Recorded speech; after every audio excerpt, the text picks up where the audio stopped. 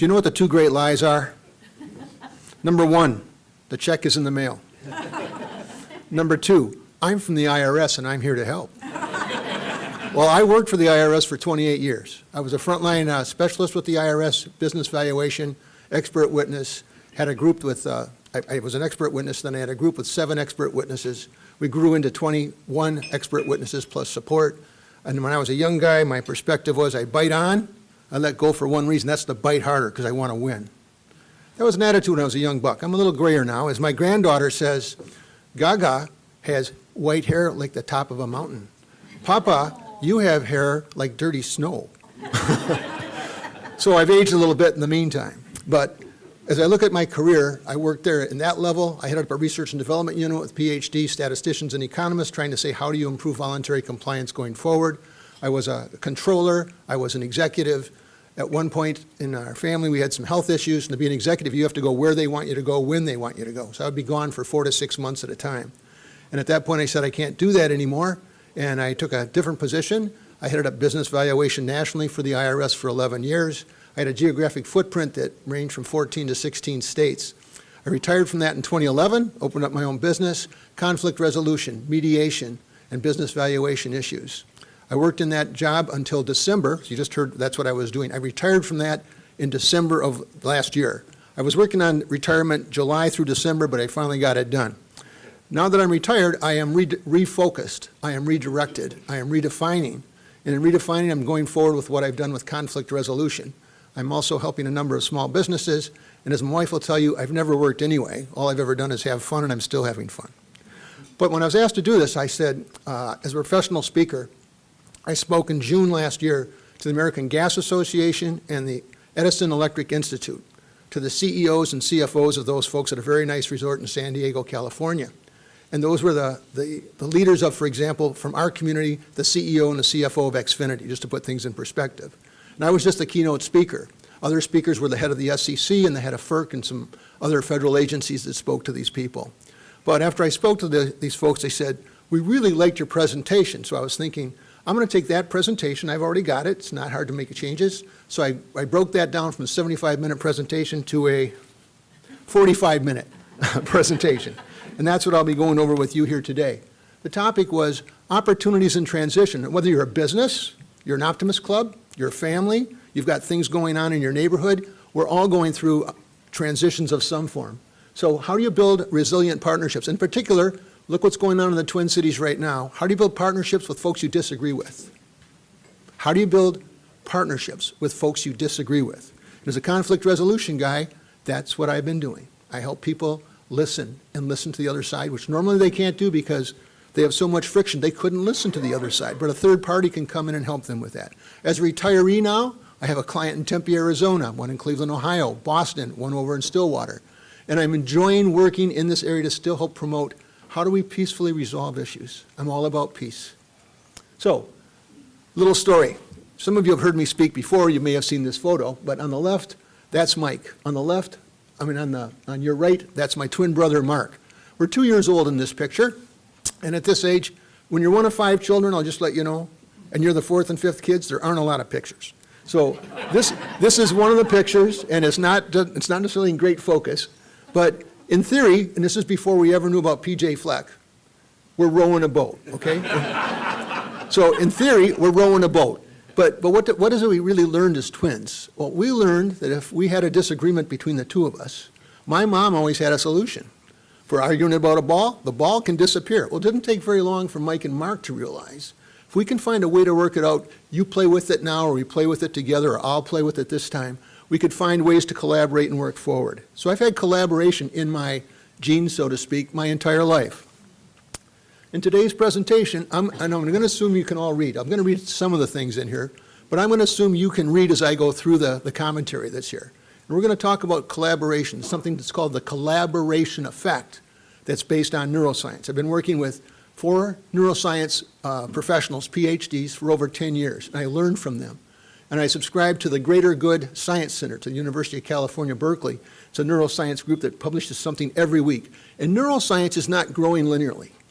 Neuroscience is growing exponentially. So what we're learning about the brain right now, and the elements, whether it be development of the brain with a child, or us aging, or the elements related to conflict resolution. This is a dynamic field. So I'm going to talk about these 4 items, and I have some fun bonus items at the end.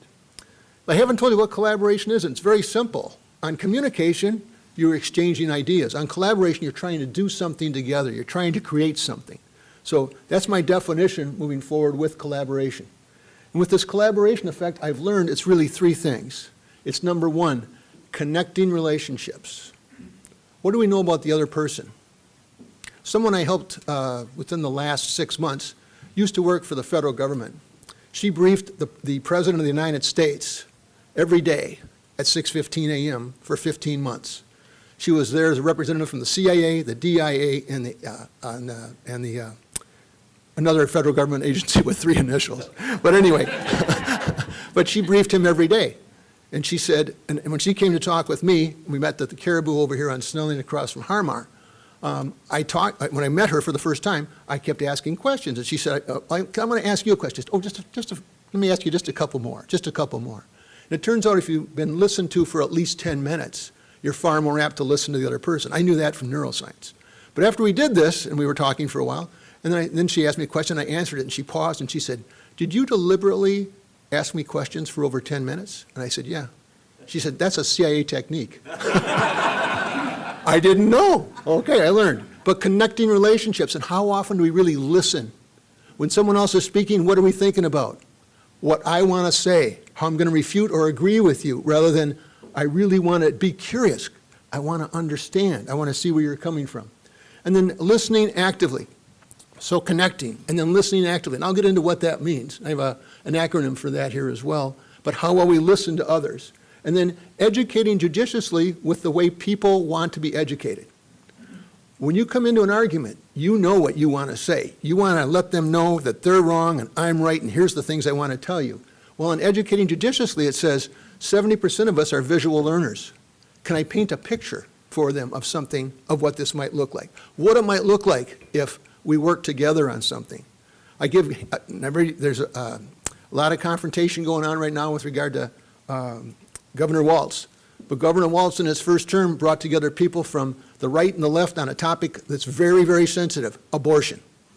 He brought the leaders in the House and Senate together. He brought in a mediator who was a friend of mine, not me. And that mediator got them together and said, what are things we can agree on? And they agreed on, we love children. We want children to be healthy. We want children to have basic needs met. And they came up with a bill about early childhood and family education and what we can do to help kids in the schools. And you know where both sides were at on the red and the blue going into that question on abortion, and they found these things to make it work here in Minnesota. So educating judiciously, and then why? Because this leads to building bridges and negotiating closure. And isn't that what you want? You want to build bridges with others and close on something so you can move on to the next thing. When I think of this picture, I think of my daughter. Now, there are many studies on women when a baby is born, and women produce oxytocin in the brain. There are no studies that I'm aware of relative to men. But when my daughter was born, it's the highest high I ever had in my life. And I think about this as it's not about me, it's all about we, but it starts with me. And my life changed. I refer to my life as BC and AC, before children and after children. My definition of gross changed when we had a baby. I had smells that I never smelled before until we had a baby. I didn't know those could even come out of a child. All right. But why is change viewed negatively? Well, when something is presented to you that's new, your body, defensive nature, comes to light and says, if I know this and it's okay, we're good. If I don't know what it is and it's new, my natural inclination is to say, I'm not sure, and I'm going to view it negatively. That's our natural inclination. So these are all the different elements, and again, I'm not going to read them to you, but we don't really want to adapt. Actually, I know what I'm doing right now at work, and if something new comes in and you want me to do it, I'm not sure. I used to use an expression with my employees, and I would say, I have an opportunity for you. That meant either, oh, you're going to get that training you wanted, you're going to get to go and work on some projects that you want, or you're going to get something you really didn't want, but Mike's got to give it to somebody, so it's coming to me this time. But we all know these elements. Change is growing, as I said, exponentially. It's growing so fast that change will never be as slow as it is today. Think about that. Change will never be as slow as it is today. It's only going to get more significant. And businesses or organizations have to change if they want to survive. That's the Optimist Club. That's my religious institution. That's anything. That's our community. That's our nation. We have to change in order to survive. So how to get comfortable with change? Well, you need to stand back and say, I first have to recognize the emotions that I have. And if change is going to take place, how do I react with others? If I'm a leader, how do I react with others? They're looking at me. And if that change is coming and I act negatively, they're going to act negatively. If I say, we have to figure this out together, it's going to be a significant change, we have to adapt. So I make a list every day. I start my day, voice message system, email, LinkedIn, and I read the book, Listening, with Manny Style. Listening every day. I've got it sitting over there. I have it up here? No, I have it sitting over there sitting down there in my briefcase. But I look at that every day. And then I have, what are the things I'm going to do today? And that just helps, by doing that typically the night before, that helps me have a greater relaxation because I know what's going to happen. And I'll get into the stress response in just a moment, but it helps reduce my stress. So to prepare things ahead of time is really important. In terms of how to get comfortable, think about when you go golfing. We have some golfers in here. We have a golf outing every year. Who would go golfing with just a putter? Who would go golfing with just a driver? Who would not bring along a chipper? You need to have various clubs. You need to have various things with you to address various things. And these are all different elements that can address, that you need to address when you're considering how you can become comfortable with the change. So in terms of negative complexity, focus first, we said, on relationships, listening, educating. But first on relationships. Get others involved. Do they trust you? Do you trust them? Why don't you trust them? What have they done to you that's why you can't trust them? You've got to be careful because you can't trust everybody. Embrace a mindset that I need to be curious. After I made a presentation on conflict resolution, I got a call from somebody. This person was in procurement in a business. And she called me up and she said, Mike, I listened to what you said about trying to adapt to others. And I'll tell you, there's this one person in our office that when you go to this person and ask for something, she's always negative. She's grumpy. Nobody wants to work with this person. And my boss came forward and said to that person, said to the person who's calling me, see if you can get this through procurement over there today, because we really need it today. That means she has to go talk to the person who's not someone you want to talk to. But she walked into her area, and for the first time, she's just looking in her cubicle, and she saw a picture of two little kids. And she said to her, she walked up and said, oh, are those your grandkids? And this woman's face lit up and said, yeah, those are my grandkids. What are their names? And she spoke for 5 minutes about who these kids were and how important they are to her, and she lightened up. And then the person who was the very negative person said to this person, you came over here for something. What do you need? And she said, well, my boss has this thing and he wants, is there any way we can get this out today? She said, let me look at it. She says, come back in about 2 hours and I'll have this for you. And she came back and said, nobody would ever guess that that person who was an ornery Yahoo would ever have said, do that for me and come back in a couple of hours. So she called me up to say, there is something to this. There is something to this if you go out of your way to focus on building trusting relationships with others. But you got to have that curious mindset. Ask the questions about the picture with those two little kids. And be true to your purpose. And on my presentation, you'll be seeing at various points, there are different sources that I have of books and articles that these come from. And that's what's down in that lower, you can't read it, information. But if you want to get a copy of the presentation, I'd be happy to send you a PDF if you sent me an email. Okay, negative complexity. Engaging stakeholders. And that means up the organization, down the organization, laterally, coming into the organization, vendors, going out with what you're doing with servicing customers. Whatever it is, you have to continually adapt to who the various stakeholders are and distinguish between complicated and complex. This, again, is from neuroscience. Let's pause a moment. Complicated are linear. You can serve that with your expertise. Complex says, uh-oh, I can't do this on my own. I actually need other people to help me with this. So what am I going to do to collaborate with others because I can't do all this myself? So think about that. Complicated, you're good. You can do it because you've got the expertise. Complex, you need to bring others on board.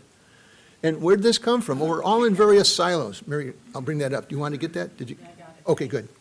Thank you. Hang on. I'm going forward and I meant to go back. Yeah.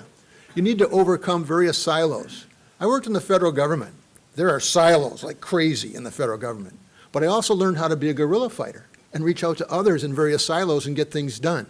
So in one of the areas that I worked in, we were doing certain work in the organization that I was in, and I said, a lot of this is mundane, and regular field agents can do this. You don't have to have that expertise of our expertise on that.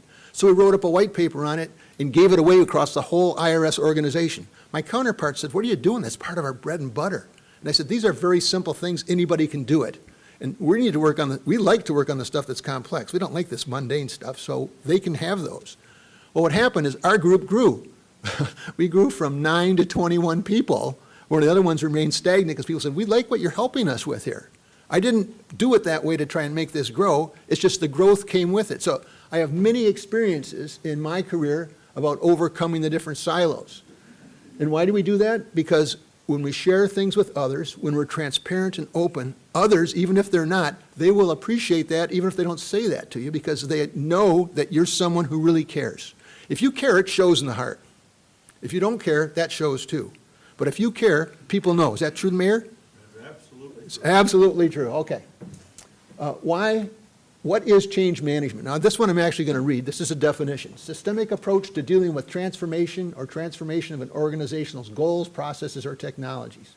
Develop strategies to implement, control, and help people adapt to change. Look at processes, systems, and employees. Processes, systems, and the people. Processes, systems, and the people. And I'm going to get into something with that here with an example in just a moment. What does everybody need to know? You need to, I have on here questions with who and what, but if you answer the who and what, they will know the why. Now, I've spoken to this group before, and I've made many presentations, over 650 presentations. I've spoken to this group before, and I don't remember exactly what I may have said. Some of this may sound like you've heard it before. But I worked for an organization when I first got out of college, and I was working in Chicago, Illinois for the Army Corps of Engineers. The Corps of Engineers is 97% civilian, 3% military. The military's on top. It's a chance to learn how to work with civilians. If you've been in the military, it's yes, sir, no, sir, and you do what you're ordered to do, and you do it. When they come in as a colonel, and they're in charge of a district, and they haven't worked with civilians in that same mode, they have to learn how to work with civilians. The guy who was my boss's boss, I was a project manager. They brought in the project managers and the heads of the departments, and then came a new colonel. They're only there for 2 years, and I was there for 4, so I experienced 3 different colonels. And they'd say, Colonel, we can do it by the book. We can follow your orders, and when the bridge falls down, it's on you. But Colonel, you can trust us that we're going to get the job done, and you can come back to this bridge with your grandchildren and say, I'm the guy who was in charge of getting that bridge built. And that was a way for the civilians to say, Colonel, we don't order, you're here to learn. You're here to cut the ribbons. We're here to take care of you, and we've got your back. Well, one of the colonels came and had a meeting with all 264 employees in Chicago one day, and that was not normal. And he says, I have an announcement. A year from now, we're going to be 128 employees. What goes through your head when you heard that? This is not good. What's going to happen to me? I know how things work. I know who I'm doing things with. I understand the organization, and where am I going to be a year from now? And he set up a 1-hour meeting, and he said, some of you are going to stay with the Army Corps of Engineers and go somewhere else. Some of you are going to stay here with the Army Corps of Engineers. Some of you are going to get other jobs in the federal government. Some of you are going to go back to school. Some of you are going to retire. Some of you are going to go to the private sector. But I can tell you this, we're assigning someone in HR for every one of you, and we're going to do everything we can to help you with what you want to do with what's happening with the changing organization. He spoke for 10 minutes. He had an hour presentation. The other 50 minutes, he took questions. I saw a great leadership moment. He listened, and people got up and said, I'm angry, and I think I'm going to lose my job, and I've been here for 24 years. I need 25 years for retirement. I might not make it. What are you going to do about that? Those are the kind of questions he was taking, and he had to say, I don't know, but we're going to work with you. We'll figure out what we can do, etc. As time went on, in that course of that 1 year, he said, well, we've got these few people who had 2 years short of retirement, or 2 years short of the age for retirement. And so he said, I've only got a half dozen of these, but I've got these. When you're in the Army, if you've ever been in the military, colonels don't write to the Secretary of the Army. It doesn't work that way in terms of the chain of command. But he wrote to the Secretary of the Army, and he said, I've got these 6 people. They fit this mode. I want to see if we can either give them 2 years of age or 2 years of time working here so they can get that full retirement. They've been loyal employees. They've been good employees. Can we do that? And the Secretary of the Army said, yes, we can. That was leadership stepping forward and thinking outside the box and taking care of his people. Do you think that made an impression across the whole organization? Yeah, the whole organization, that this guy cares and he's going and doing things he normally don't do. So everyone, what do they need to know and what can I be there for them? 5 critical elements in change management process. This is from working with neuroscientists. First, you have to prepare the organization. He did. He told us about it. Second, craft a vision and a plan. I'm with you all the way. I will help you each step along the way. If you can't get that, this is my phone number. You can call me 24 hours a day. Not everybody does that. We had Blaze just gave us an award. They gave us 15 grand towards our endowment fund. Do you know Dan Stoltz is the CEO, and he gives out his phone number every year. He's got 214,000 members or whatever, 250,000 members. He gives out his phone number every year and says, you can call me if you got a problem. That's leadership. Implement whatever the changes are. Embedded in the change with structure, culture, and practices. When Northwest Airlines merged with Delta, it was a complete failure initially. They hadn't thought at all. The numbers made sense on dollars and cents. They didn't look at, you got 3 different unions with 3 different cultures in 2 different overall organizations. It took them 2 years and several strikes to get through that process. They hadn't thought about, they thought about structure, they hadn't thought about culture and how to work together on culture. And review progress and analyze results. So what are we doing right? What are we going to keep doing? What are we going to change? Why is change management hard? It's because we all want to have something related to the stress response. Dr. Terry Wu has spoken here. Dr. Terry Wu went to Vanderbilt University. He is a friend of mine. He's one of the neuroscientists that I'm talking about. He made a presentation once, 12 academic papers for 2 years. I'm watching it on Zoom. And when I got done with that presentation, I'm a guy that and Bill Farmer knows this from our book club, after I read a book or something, I say, okay, what were the 3 main points they were trying to make? Because I'm a simple guy, and I won't remember the 24 points or whatever. I need to get it down to about 3 things. I'm a simple guy, I can't remember that. But Dr. Terry Wu, after he did this, I called him on the phone, and I said, Terry, this is what I heard you say about the change response, or about the stress response. People want to have a sense of control. The micromanager, they love it. The micromanaged, I hate working here. It's hard to predict exactly what will happen. They want to know prediction. If you don't know, you got to be honest you don't know, but we'll work together on where are we going? What's the vision? And then progress can seem insurmountable, but are we making progress? Take big projects and break them up into small things so you can celebrate progress as it's moving along. Control, predictability, and progress is what the stress response is. He heard me say that and he goes, Mike, that's my introduction and conclusion in the future when I give this presentation on stress response. Why do individuals resist change? Well, these are examples. Inability in new environment. I don't want to adapt. I know what I'm doing. There's so much change going on in the world right now. I don't need any more change. And things are going on, when you think about your organization, do you know what's going on in somebody's life? Or your work, what's going on in somebody's life? Or your neighbor, what's going on in somebody's life? My next door neighbors are Somali. They're American citizens. Friends of theirs have been picked up, put in warehouses, put in cages, told her, take their coat away, and said, we're going to keep your 72 hours unless you respond to me. What do you want to know? Okay. By the way, you drove me off the road and put me in a snowbank. Where's my car? It's been towed. Okay, where is it? I don't know, but we can get back to you within 24 hours. Call that number. It's somewhere and you can go pick it up. Where am I? I don't even know where I am. Oh, you took my cell phone and you took everything off my phone. I told you at the beginning, I don't want to, my Fifth Amendment, I don't want to talk to you. I also said, I'm not going to have you search my car or anything, but they did anyway. How do you think my Somali neighbors feel right now? They're scared. They hunker down.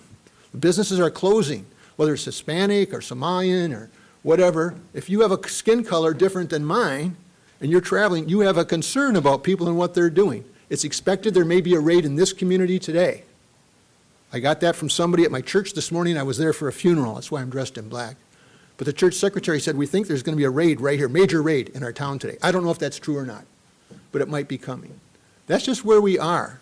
So change is there. Now, what can I do?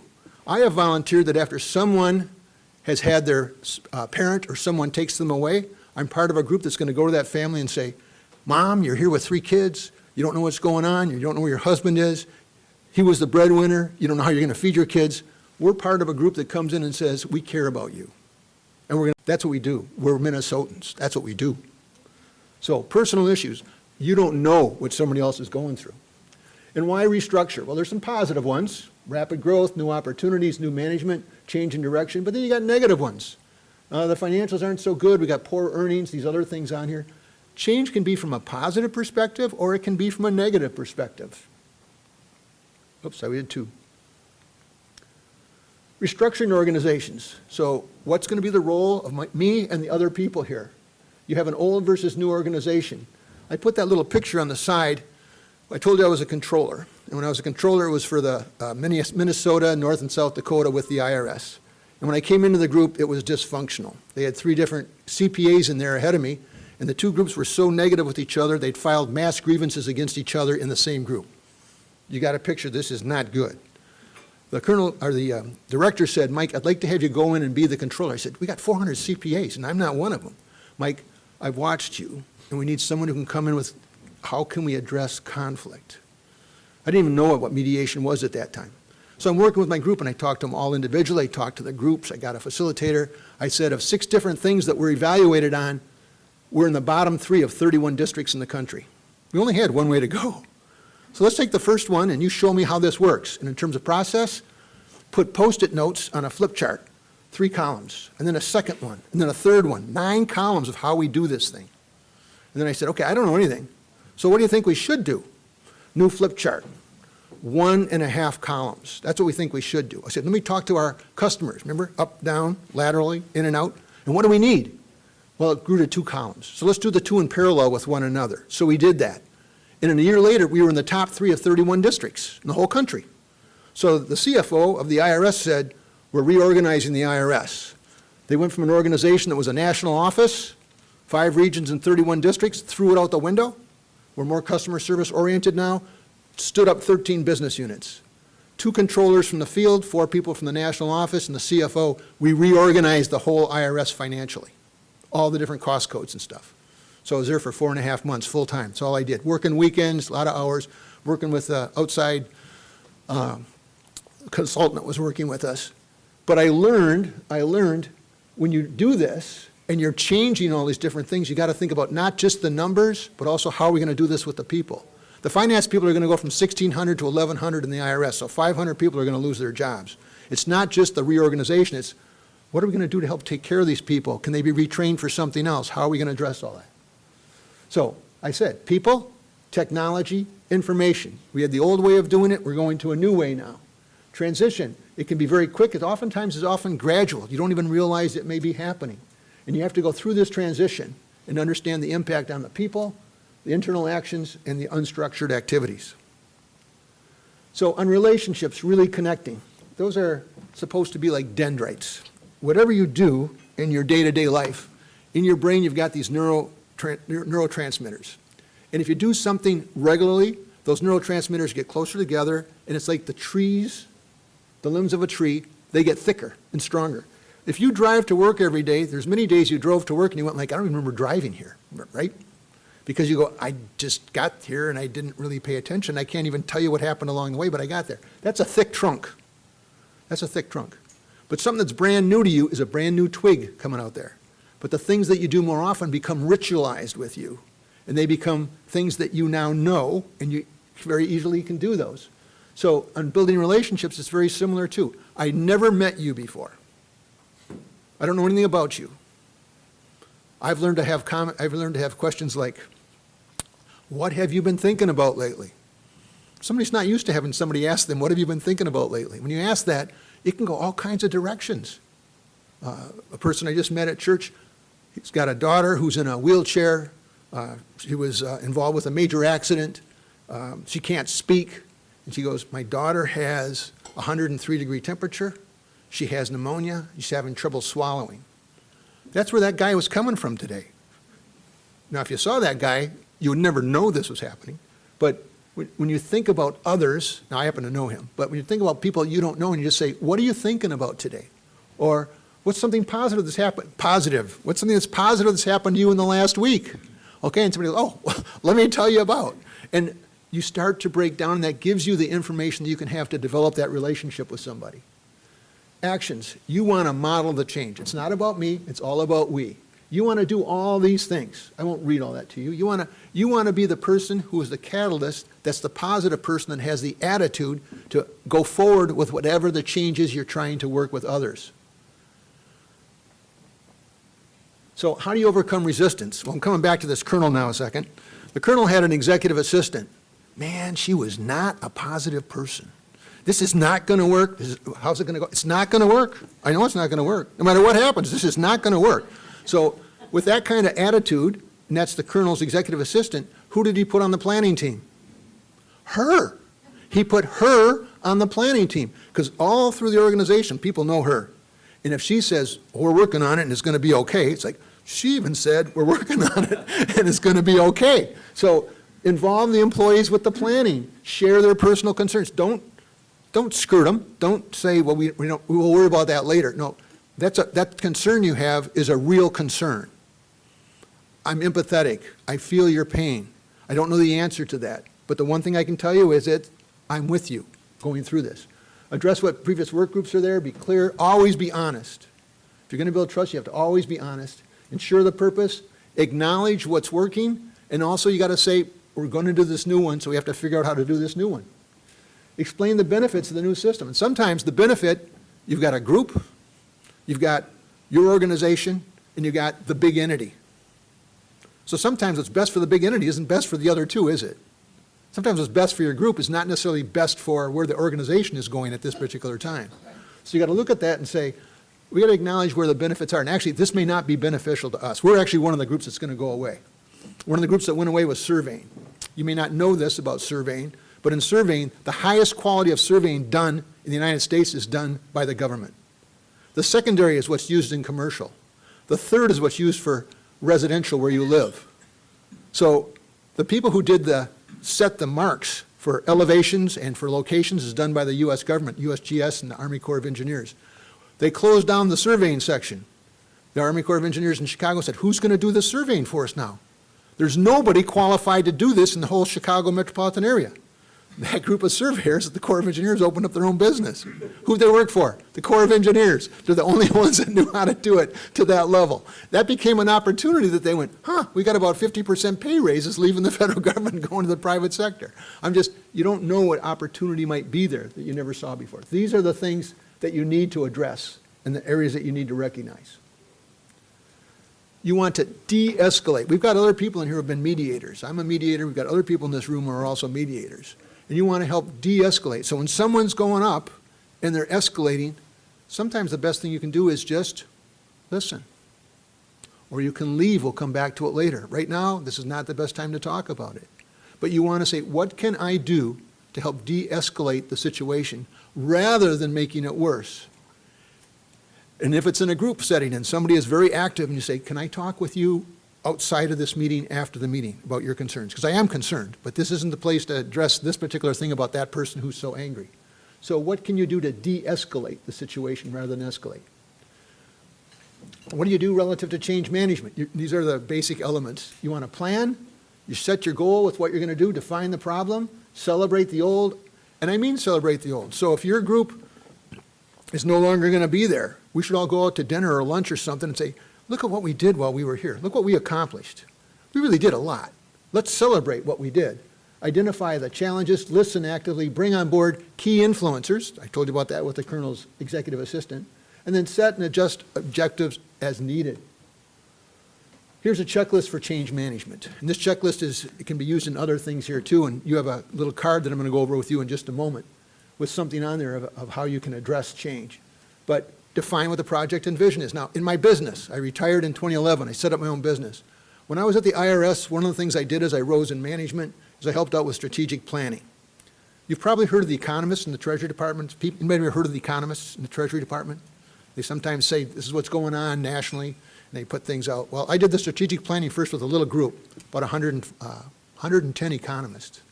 I first sat in with strategic planning, and I said to my bosses, I can do that. I'll read up on it and do it. And so I did it with the economists.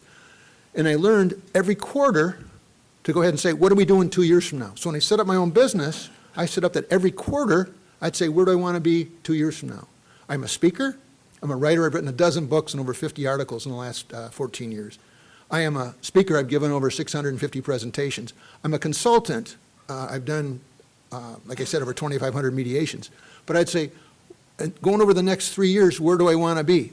And Don Salverda here has given us great leadership moments, and I've been saving articles, and I'm in the book club, and I don't typically want to save the book. I give the book away. But I write up a summary of the book, and I keep those. And I'm just organizing those right now.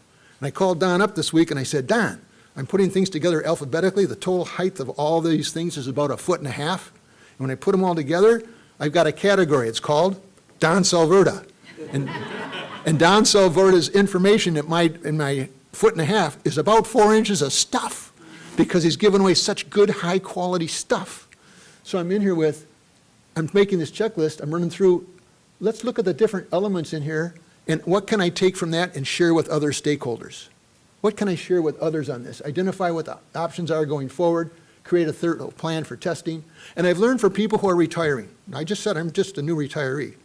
But I've learned it takes 6 months to a year to figure out where you want to be, because you had a schedule and you did things and everything was rigid, and that's how it was. And now many people come up to you and say, hey, this is what works for me. You need to do this. And I tell other people, if they say that, run away. What works for them isn't necessarily going to work for me. But explore those different things. My wife's been retired 7 years. I watched this happen, and with her and with others and friends of mine. And so as I'm moving into this, it's like I'm refiring a different direction. When I'm asked to help out with the mediation center here, with Toby Lee down here, I said, yeah, I would like to go ahead and be part of your group that's helping people learn mediation. Yeah, I'd like to do that. So it's kind of, I'm going to try different things. And if I don't like it, I may not be back. But I'm assuming I'm going to like it, because I have a real dedication for conflict resolution. Borrow the different checklists from change management, and it's about plan and plan and plan. In real estate, it's about location, location, location, right? Right. Right? I'm looking for Nad. She's a real estate agent. I'm looking for a Nad. There we go. Nice smile. Thank you very much. And then we want to communicate what we're doing. We want to have a focus on customers. When we realigned at the IRS, the primary focus was on customers. How many people do you think, when you think of IRS and looking at the outside public, we're going to refer to those folks as customers? Well, some of those people are scary, and some of those people are just trying to do the right thing. So you got to look at these as different elements of how you work with different customers. Define your goals, optimize R&D, streamline what you're doing, define the points for restructuring, and your goals, objectives, strategy, and tactics. So I did. Once a quarter, I stop. I take 2 to 4 hours and say, where do I want to be 2 years from now? So as I was talking to you with Don Salverda and that 3 inches of stuff, I also took a look at these over 55 articles that I've written. And I pointed out that, in this year I wrote 6 articles, because I was focusing on out 2 years with writing. And in this year I only wrote 1 article in the journal. So I went at different times with different emphasis of how much I'm going to spend on different things at different times. So this person, we talk about listening, and as you think about listening, that person is doing what? Their mouth is shut. You can't be talking when you're listening. That's a very simple concept. My granddaughters, I have 2 little granddaughters, and my one granddaughter shared with my wife that when Papa comes over, he tends to talk a lot. And it would be better if he didn't talk so much when he comes over. So she told me that, good honest feedback. So I've now, for a period of time, it's been less than a month, but a period of time, when I come over, I sit in the chair, and I just sit there and go, nothing. So I asked my granddaughter on Monday of this week, have you noticed that I'm talking less? And she said, yes, and we appreciate that. you have to react to your base. You have to react to your base. But for listening, I use an acronym of PAST: paraphrase, ask open-ended questions, summarize, suspend judgment, empathize, do not offer advice, and now you've passed to know how to listen actively. But with that, 2 of these are really hard. Whoops, I'm just going to go through it again, I'm sorry. Suspending judgment and not offering advice. It's hard. So if you're going to work on listening better, don't try it off with the first person that you are having a difficult time with. Try this with a friend. Enhance your skills. Practice. You'll find out you get better at this. And if I can do it with this person, I can do it with that person. And you might eventually get to the person that you absolutely disagree with. Hard, but it could still happen. Now, bonus items, way to support others. You want to lead with compassion and listen with empathy. These were used to thought they were in the same area of the brain. They now know it's in two different areas of the brain. In compassion, my daughter-in-law is a nurse in the burn unit at Regions. When someone comes in there, you don't want her to break down and start crying and go, oh my gosh. You want her to be empathetic, but you want her to be calm, confident, and competent. And for you, you want to show compassion and leadership by being calm, confident, and competent. With empathy, put yourself in their shoes. Let them know, oh, that must be hard. Tell them what you think their feelings are. They'll correct you if you're wrong. And then educating judiciously, explore your interests. Again, 70% are visual learners. Can you paint a picture of what this might be? Educate them the way they want to be educated, and that may help you get to what you want when you've listened to them with the relationship and listening actively. Educate them the way a trier of fact wants. We wrote articles as expert witnesses in business valuation. Might be 3 years before we're going to trial. 6 months before trial, we know we're going. 30 days before trial, we might actually introduce a whole new report because things have changed. We want to give the court the best decision, best information to make a decision. So educate that trier of fact the way they want to be educated. Three things, and Bill Farmer knows this one very well. You have to decide, this is from, I have a mental block, Dave Baker. Dave Baker spoke to us here back in 2020, January. I heard him speak and I said, this is money in the bank. And for my business, I came out and I said, I have to know what I want, I have to ask for it, and I have to have 3 reasons why it's beneficial for them. That's why I'm on nominating committees. I figured out, why is this beneficial for them? And I'm going to explain that to them and see, because they care about this organization. They want to see things improve. They have a background in this area. They will learn because this is a very functional board. I wouldn't invite them into a dysfunctional board. Those kind of things. And there's the stress response again. This is bringing it home. Control, predictability, and progress. What can you do to help other people with that? What can you do to help yourself with that?